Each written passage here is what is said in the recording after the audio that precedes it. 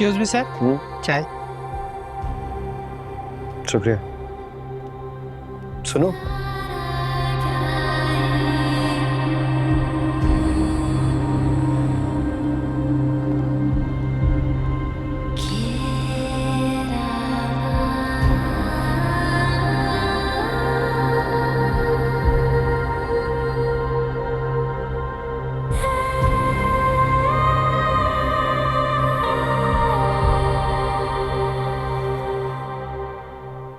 P low.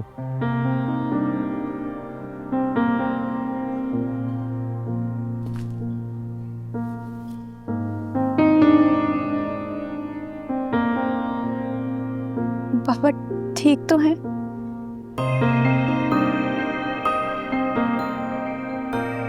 फिलहाल तो ठीक है, लेकिन सर्जरी लाजिम हो गई है, जरूर करनी पड़ेगी। आप उधार पर सर्जरी करवा दें। मेरा मतलब है हम बाद में पैसे दे देंगे। 1000 रुपये?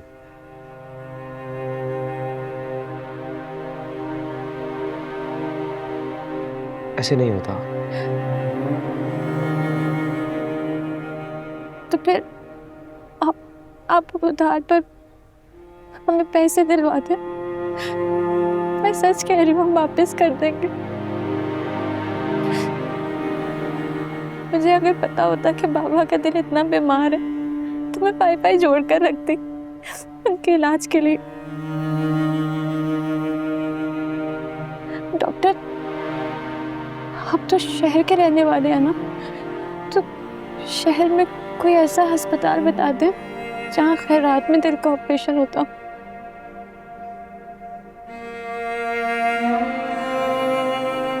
सब्र करो, हौसला रखो।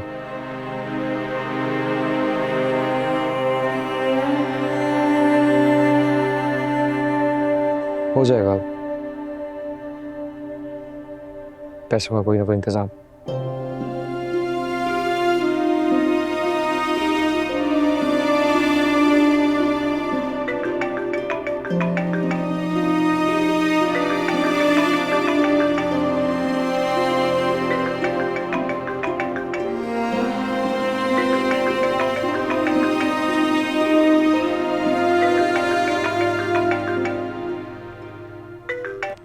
चले अम्मा पप्पो, आप मुझे दुआ दे दें, मैं जा रहा हूँ हल्फ लेने।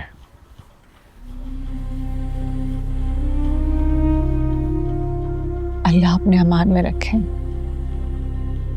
तुम्हें बहुत कामयाबी दे। Go. Take on the responsibility of the poor people who loved you and who sent you into power. And remember, always take care of them.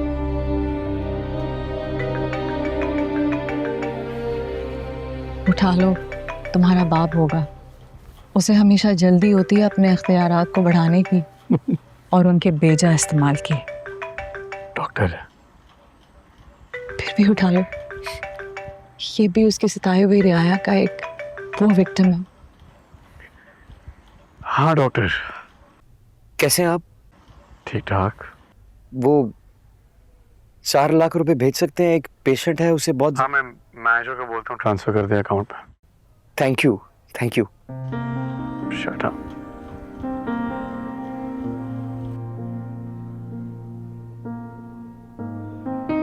क्या हुआ? कुछ पैसे ट्रांसफर करने हैं उसको, किसी पेशेंट के लिए। मैनेजर से कहो कि मेरे अकाउंट में से ट्रांसफर कर दे। आज मेरा बेटा हल्फ उठा रहा है ना, मैं उसकी जान का सदका देना चाहती हूँ। 1 मिनट। हाँ हेलो, सुनो, वो डॉक्टर गुलाम के अकाउंट में अम्मा पप्पो के अकाउंट से 4 लाख रुपए ट्रांसफर कर दो। हाँ अभी फौरन। ओके, हो गया आपका काम। देखिए मुझे एक बात तो बताएं, रुचो, आपने आज तक अपने अकाउंट से पैसे नहीं खर्चे, तो फिर इस सदके का ख्याल आपको कैसे आया आज?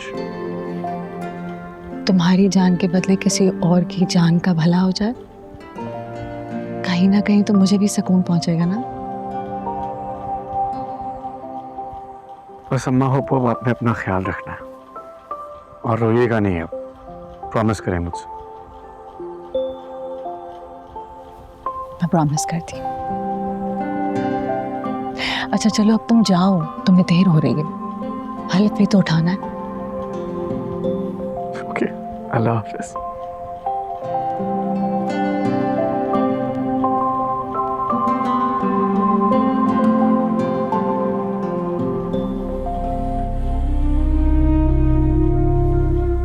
पता नहीं आज मैंने ऐसा क्यों किया। आज तक तो मैंने उन पैसों को हाथ नहीं लगाया जो हर महीने जायदाद मेरे अकाउंट में ट्रांसफर करता है, अपने दिए हुए जख्मों को बुलाने घर जाना भरने के लिए। पता नहीं आज किसको जरूरत थी जो मेरे दिल में ये ख्याल आया।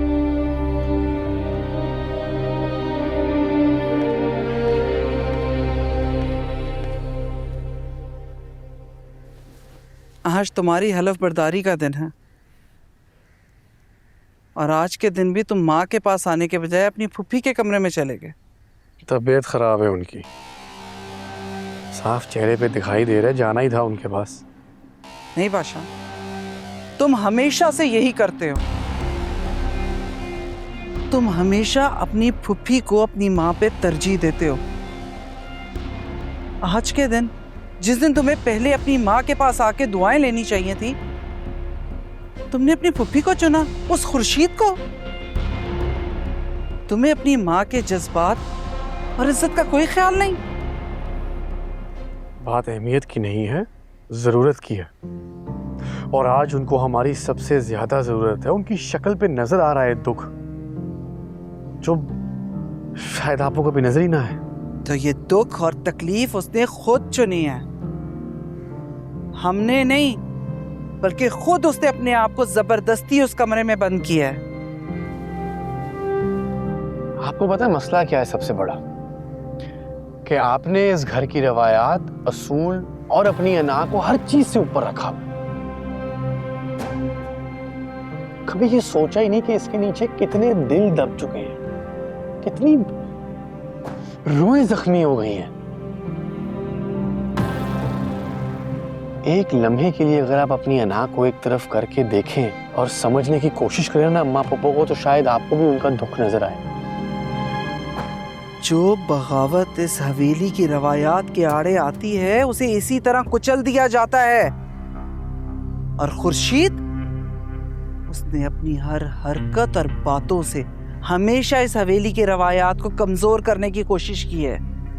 अम्मा, अगर हमने अपनी इन रवायात को इंसानों के सुकून और खुशियों से और ज्यादा इंपॉर्टेंस दी ना, तो हमारी रूह खो जाएगी। इसीलिए मैं आपसे दरख्वास्त कर रहा हूँ कि एक लम्हे के लिए, सिर्फ एक लम्हे के लिए, ये रवायात के पर्दे से बाहर आके दुनिया को देखने की कोशिश करें। शायद आपको भी सुकून मिले और सच्चाई नजर आए।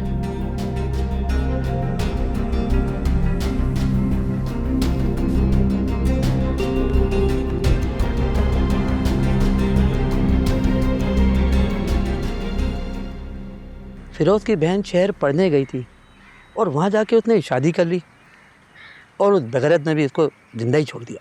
हमारे जायदाद मीर अली की बहन खुर्शीद पढ़ने गई थी यूनिवर्सिटी। जैसे गई थी वैसे इज्जत बचा के वापस आ गई अपने गांव। चाहती तो वो वहाँ शादी कर लेती। ऐसा तो नहीं कि लड़कियाँ पढ़ने नहीं जाती, जाती हैं, मगर अपने ख़ानदान की इज्जत बचाना जानती है। और ख़ानदान के किसी मर्द में दम होना चाहिए। हाँ जी, चले।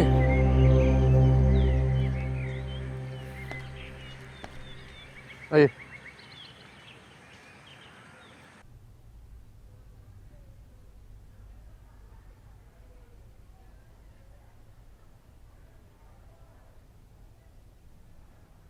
पैसों का बंदोबस्त हो गया। बस जैसे ही मेरे अकाउंट में आते हैं मैं हॉस्पिटल में जमा करवा दूंगा। है? अब बाबा का दिल ठीक हो जाएगा?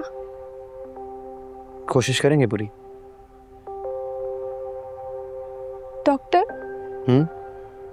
बाबा मेरी वजह से बीमार हुए हैं ना। ऐसा हरगिज कुछ नहीं है।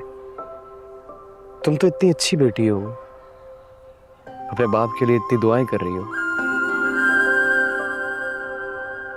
वैसे नाम क्या है तुम्हारा? सुंदरी। सुंदरी, कमाल है। जैसा नाम वैसी सूरत। मेरे कहने का मतलब है कि प्यारा है नाम। पता नहीं, बाबा ने रखा है। सुंदरी, ये जो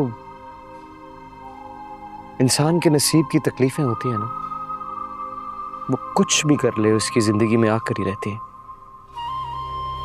तकदीर बड़ी सख्त चीज है ये। अज़ल से लेके आज तक ना इससे कोई इंसान जीत सका है और ना जीत सकेगा। दुख, दर्द, आजमाइश, जब तक ये जिंदगी चलती रहती है ना, ये सब भी साथ साथ ही चलते हैं। तो फिर खुशी और सुख साथ साथ क्यों नहीं चलते?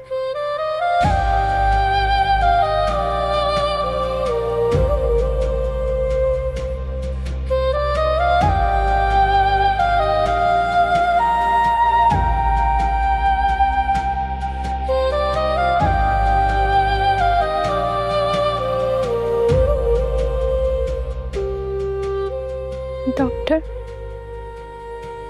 आपको नहीं पता मेरे बाबा ने मुझे कैसे पाला है। बहुत तकलीफ से। उनके हाथ जल जाते थे मेरे लिए खाना बनाते हुए।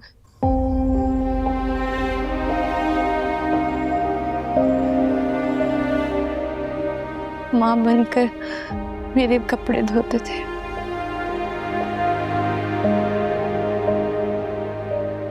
जब अम्मा के बारे में पूछती थी ना, तो करतब दिखा के ध्यान बटाते थे।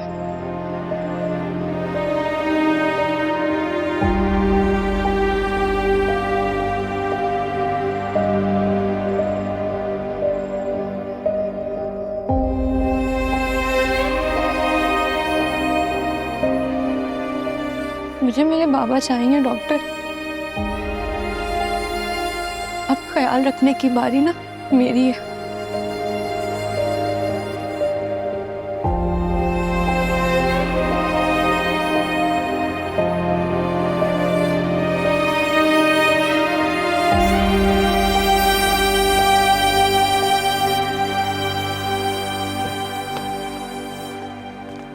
सरकार, अब क्या हुआ है, बोलो। सरकार, खुर्शीद बीबी ने अपने अकाउंट से 4 लाख रुपए डॉक्टर गुलाम के अकाउंट में जमा कराने को कहा। गुलाम के अकाउंट में? जी सरकार। तुमसे किसने कहा? जी बादशाह सरकार ने। एक तो ये बादशाह खुद अपने पैर पे कुल्हाड़ी मारता है। सरकार, पहले भी उन्होंने कहा था तो आप मुझ पर बड़े नाराज हुए थे। अब जैसे उन्होंने कहा तो मैं आपको बताने के लिए आ गया कि उन्होंने आपके अकाउंट से जमा कराने का कहा होता तो मैं मना कर देता, मगर खुर्शीद बीबी ने अपने अकाउंट से जमा कराने का कहा है तो कराने पड़ेंगे। दादी, हुक्म सरकार। ये बताओ, ये तुमने क्या लाखों रुपए मांगने का नया सिलसिला शुरू कर दिया है? मैंने? हाँ, तुमने। क्यों मांगे थे 4 लाख? हक से। क्या कहा तुमने? सरकार, मैंने कहा हक से। तुम्हारा दिमाग तो खराब नहीं हो गया? तुम्हारा मुझ पर कोई हक नहीं है। यही बहुत है कि मैंने तुम्हें इस हवेली में जगह दी, यही बहुत है कि मैंने तुम्हें पढ़ाया, और यही बहुत है कि गैर जरूरी होने के बावजूद तुम जिंदा हो। सरकार, वो बादशाह ने मुझसे खुद कहा था कि अगर कभी किसी मरीज को पैसों की जरूरत हो तो मुझे फोन करके बता देना, बस यही किया मैंने। हाँ ठीक है, ठीक है। आइंदा कभी पैसों की जरूरत हो तो मुझसे मांगो, बादशाह से नहीं। और हाँ, एक बात कान खोल कर सुन लो, मेरे सामने आइंदा कभी दोबारा हक की बात की ना, तो अपनी मां का फर्ज निभाने के लिए जिंदा नहीं बचोगे। इस बात को अपने पल्ले से बांध लो।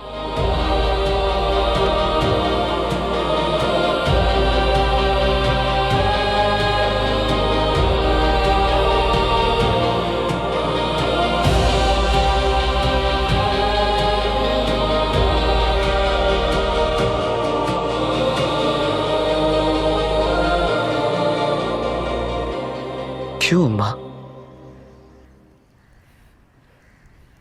क्यों मेरा बाप मेरे सर पे हाथ रखने के लिए मौजूद नहीं है? क्यों ये पूरा जमाना नाजायज कह के पुकारता है तेरे बेटे को?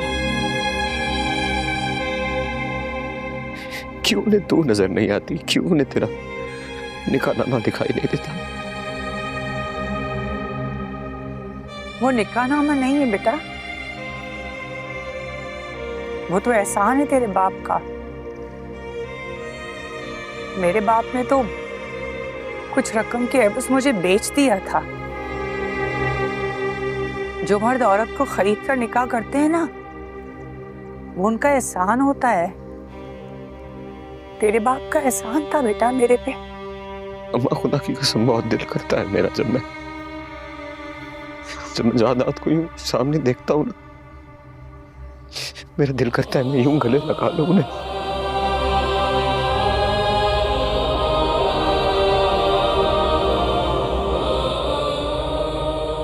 जरूरी नहीं है जो दिल चाहे वो इंसान को करने की इजाजत भी हो।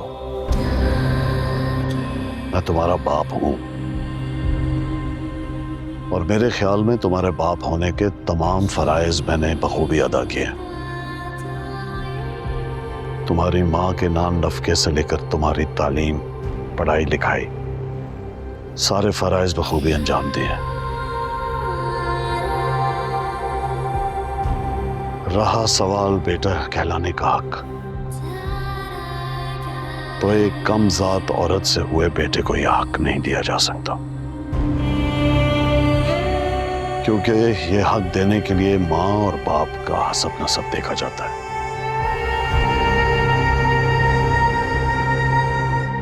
हाँ, मैं यहाँ ये कहने आया था कि आजकल बादशाह को धमकियों के मैसेजेस मिल रहे हैं। जब तक इलेक्शन खत्म ना हो जाए तुम साए की तरह उसकी निगरानी करोगे, क्योंकि मुझे यकीन है कि अगर कोई बुरा वक्त आया तो तुम अपनी जान की कुर्बानी देने से भी दरेक नहीं करोगे। Am I clear? जो गुमा का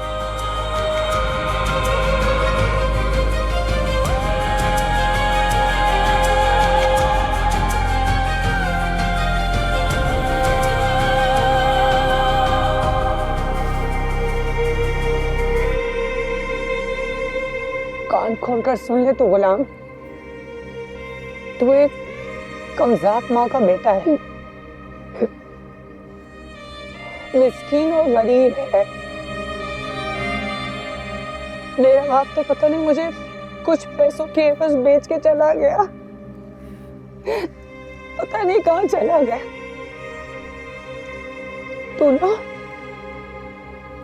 तू एक खरीदी हुई माँ का बेटा है।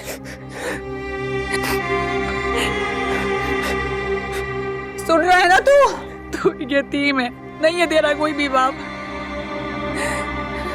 याद रखना जो बोल रही हूं मैं।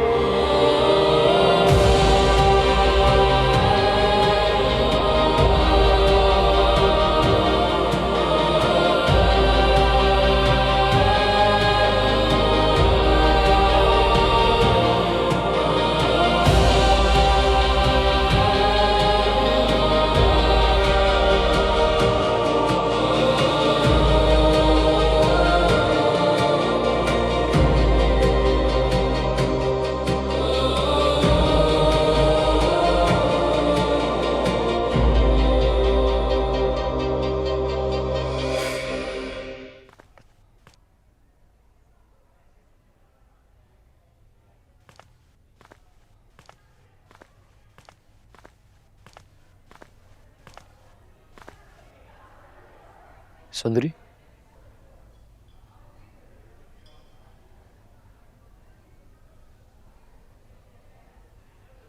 परेशान मत हो, अल्लाह बेहतर करेगा।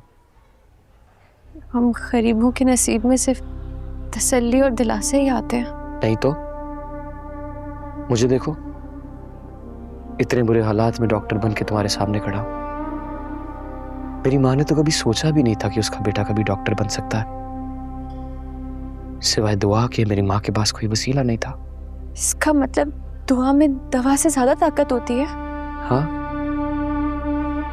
दुआ दवा से ज्यादा तेज असर करती है, और फिर वो होता है जो हम इंसान सोच भी नहीं सकते। मैं पापा के लिए दुआ कर रही हूँ, मेरी दुआ कबूल तो होगी ना? देखो सुंदरी, तकदीर और तदबीर के साथ लड़ा नहीं जा सकता। तदबीर कर सकते हैं, लेकिन आगे फैसला तो तकदीर का है ना। आज क्या है, कल क्या हो, किसी को कुछ पता नहीं है। बस तुम्हें बहादुर बनके हर चीज का सामना करना है। डॉक्टर, आपकी बातें दिल को आराम पहुंचाती हैं। अच्छा, वो कैसे? वो ऐसे कि अभी कुछ देर पहले हर तरफ मौत दिख रही थी, अब यूं लग रहा है कि जो भी होगा बेहतर होगा। बिल्कुल, अल्लाह के हर काम में मसलियत होती है। बस अपनी हर परेशानी को अल्लाह के हवाले कर दो और फिर देखो। आप ठीक कह रहे हैं, लेकिन क्या? मैं अकेली हूं ना, बाबा के अलावा कोई सहारा नहीं है मेरा। देखो, इस वक्त तो तुम अकेली नहीं हो, मैं हूं तुम्हारे साथ, इसलिए परेशानी को छोड़ दो। डॉक्टर, वो पेशेंट को होश आ गए, उनको फिर से दर्द हो रहा है, शायद उनकी हालत ठीक नहीं है। मुझे भी अपने साथ ले चलो, मुझे बाबा से बात करनी है। मैं जरा जाके देख लूं, फिर बुलाता हूं।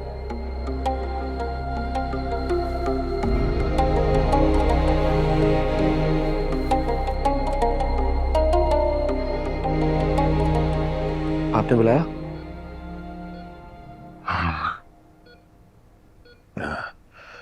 ये बेटी कहाँ है? वो बाहर है।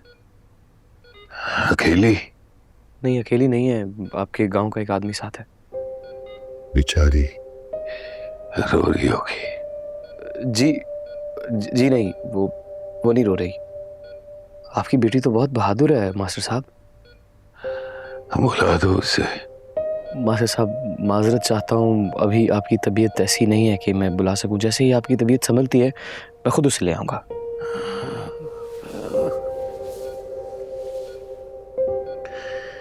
और साहब, मेरे दिल में चुभन सी महसूस हो रही है।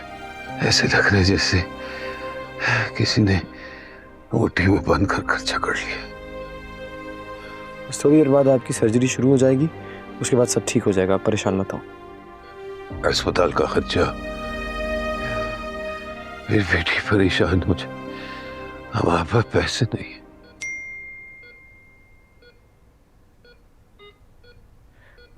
मास्टर साहब, वो खर्चे का बंदोबस्त हो गया है, आप फिक्र मत कीजिए।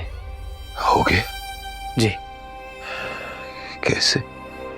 आपने दिए या किसी पड़ोसी ने? अल्लाह ने। अल्लाह ने? हाँ। पर उसका नाम तो पता है कोई अल्लाह का बंदा, आप फिक्र मत कीजिए। अगर अल्लाह ताला ने जिंदगी दी ना, तो ये कर्ज जरूर लौटाऊंगा। मेरी तरफ से शुक्रिया कह देना। बोल दूंगा मैं। मेरी बेटी को बुला दे, हाँ, दिल संभल जाएगा। मास्टर साहब, बुलाता हूँ।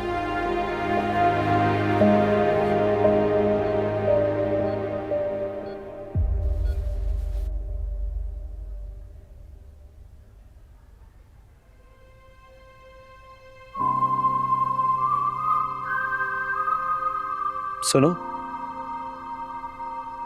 तुम्हारे बाबा बुला रहे हैं।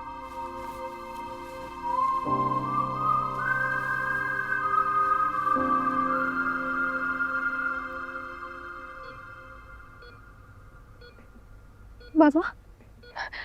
बाबा बाबा तुम कैसे हो बाबा? तुम ठीक तो हो? मैं ठीक नहीं हूँ बेटा, मैं दर्द बहुत है, जितना जिंदगी जीने में झेला ना उससे भी ज्यादा। ये सब मेरी वजह से हो रहा है ना? डॉक्टर साहब ने तो पहले भी कहा था कि आपकी हालत ठीक नहीं है। नहीं बेटा नहीं, नहीं, तुम्हारी वजह से नहीं, खुद को मत कोसो। डॉक्टर ओटी रेडी है, डॉक्टर फखर आ गए हैं। अच्छा ठीक है, डॉक्टर साहब आ गए हैं, आपकी सर्जरी होगी उसके बाद आप बिल्कुल ठीक हो जाएंगे, मेरी बात का यकीन कीजिए। हाँ बाबा आप बिल्कुल ठीक हो जाएंगे, देखना। इंशाल्लाह, इंशाल्लाह बच्चे, लेकिन मैं कुछ जरूरी बात करना चाहता हूँ। हाँ, जिंदगी का कोई भरोसा नहीं डॉक्टर साहब, बच गया तो अल्हम्दुलिल्लाह, वरना मेरी अमानत सुंदरगढ़ पहुंचा दी।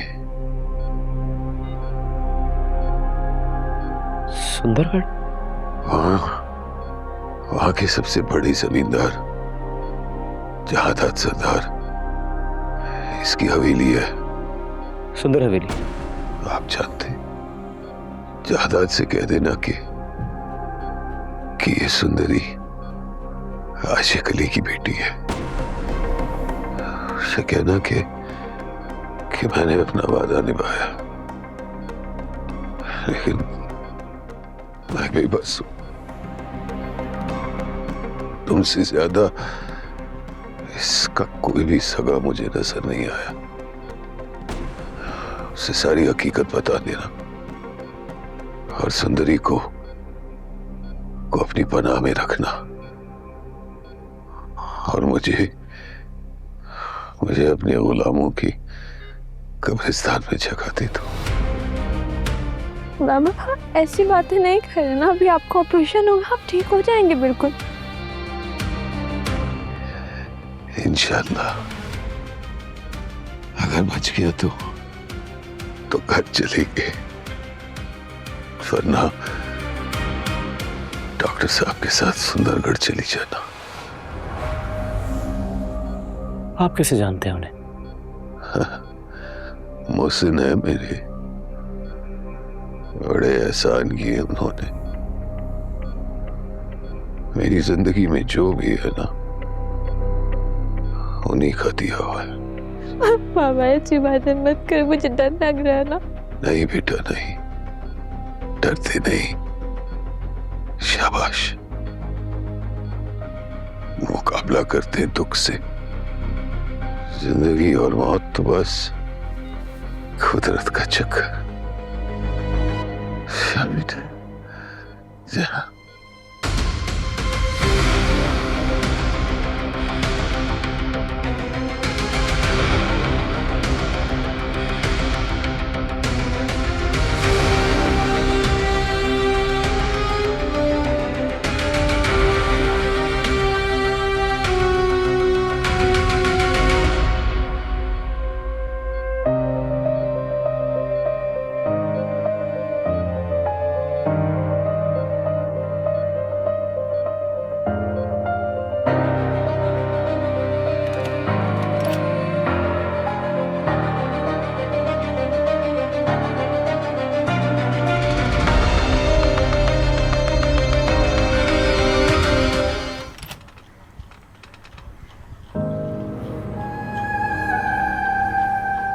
आशिक अली,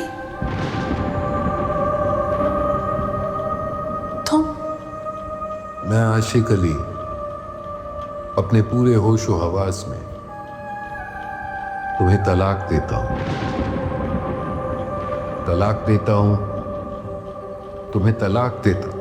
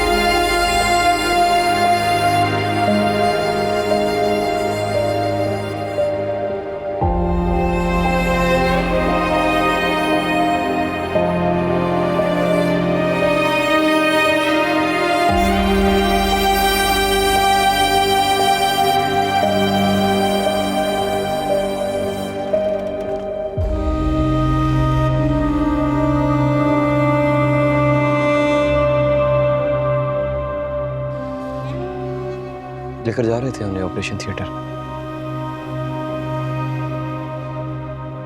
पर वो इससे पहले कि ऑपरेशन शुरू करते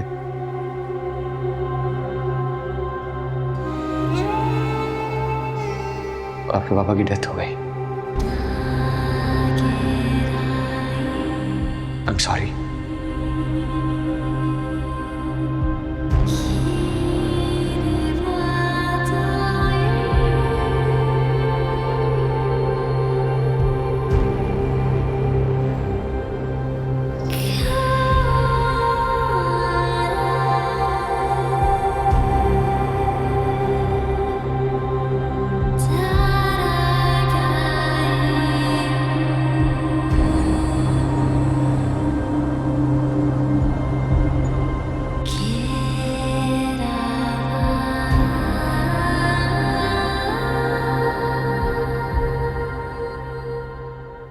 बाबा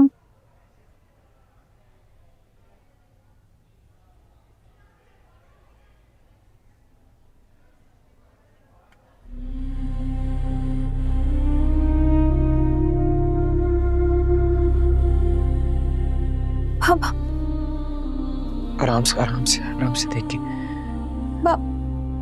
बाबा वो अभी मैं ख्वाब देख रही थी ना, बाबा तो जिंदा है ना मेरे? नहीं, तुम भी अभी यतीम हो। नहीं ड्रिप लगी है, क्या कर रही हैं आप?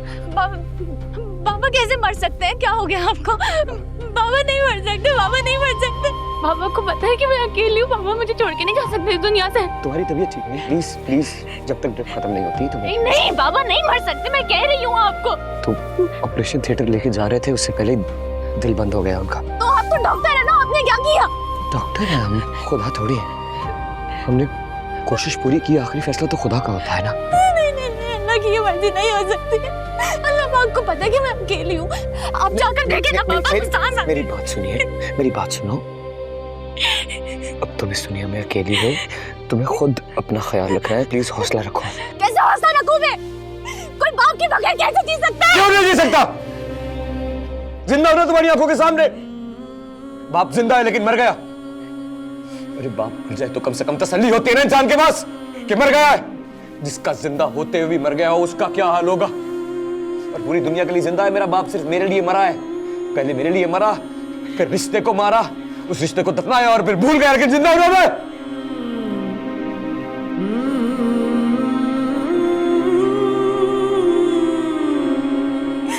बाबा नहीं मर सकते, बाबा नहीं मर सकते। I'm sorry, प्लीज समझने की कोशिश करो। तुम्हारी तबीयत ठीक नहीं है, अभी जब तक ड्रिप खत्म नहीं होती तुम यहाँ से नहीं उठ सकती। तुम्हें भी कुछ हो जाएगा, तुम जिम्मेदारी हो सब मेरी। प्लीज मुझे बाबा के पास जाना, मुझे बाबा के पास जाना, प्लीज मुझे बाबा के प्लीज खुदा का वास्ता नहीं करो यार, प्लीज प्लीज।